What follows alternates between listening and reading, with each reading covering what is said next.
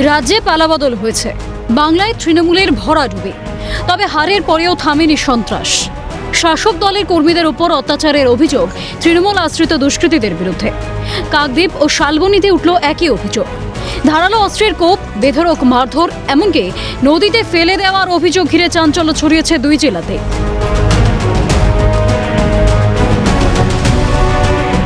BJP কর্মীকে বেধড়ক মারধর করে নদীতে ফেলে দেওয়ার অভিযোগ দক্ষিণ 24 পরগনার নামখানার নারায়ণপুর ঘাট এলাকার ঘটনা।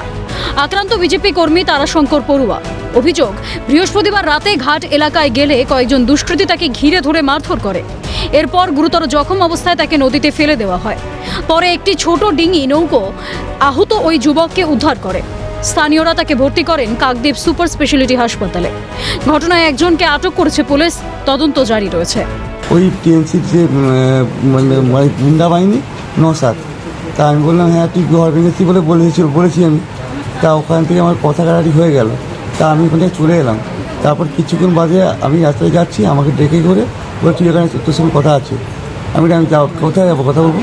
তা আমাকে ডেকে আমি গেলাম ওখানে।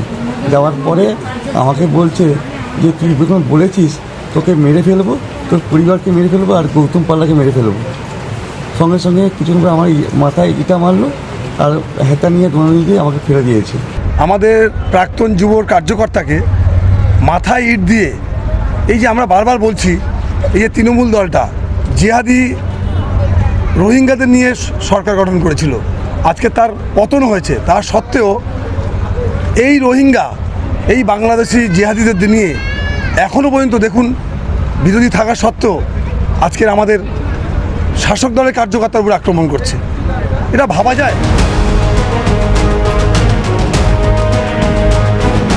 পশ্চিম মেদিনীপুরের শালবনীতেও আক্রান্ত বিজেপি কর্মী। হরিদাস মণ্ডল নামে ওই বিজেপি কর্মীকে শুক্রবার রাস্তায় বেধড়ক মারধর করা হয় বলে অভিযোগ। বিজেপির দাবি, তৃণমূল আশ্রিত দুষ্কৃতীরা ধারালো অস্ত্র দিয়ে হামলা চালায়। গুরুতর জখম অবস্থায় তাকে শালবনী সুপার স্পেশালিটি হাসপাতালে নিয়ে যাওয়া হয়। পরে অবস্থার অবনতি হলে স্থানান্তরিত করা হয় মেদিনীপুর মেডিকেল কলেজ হাসপাতালে। এরা তৃণমূল করে, খোদ তৃণমূল। আমার হ্যাঁ, ওই সুখদেব মজুমদার, প্রেমচাঁদ বালা, আর হচ্ছে ওরা আরো দুজন ছিল, ওর শালা দুজন, আর ওদের বউ ছিল, মানে প্রেমচাঁদ বালার বউ আর মেয়ে। এরা মিলেই দাও কুড়াল কোদাল সবকিছু দিয়ে মেরেছে। দায়ে মেরেছে, এখান থেকে এতটা কেটে গেছে একদম। প্রশাসন এই বিষয়ে হস্তক্ষেপ করুন।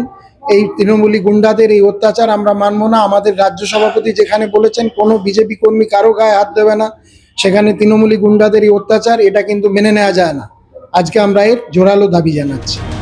বিধানসভা নির্বাচনে হারার ফলে তীব্র ক্ষোভ জন্মেছে তৃণমূলের। এই দুই ঘটনা সেই ক্ষোভেরই নিদর্শন, মত শাসক দলের।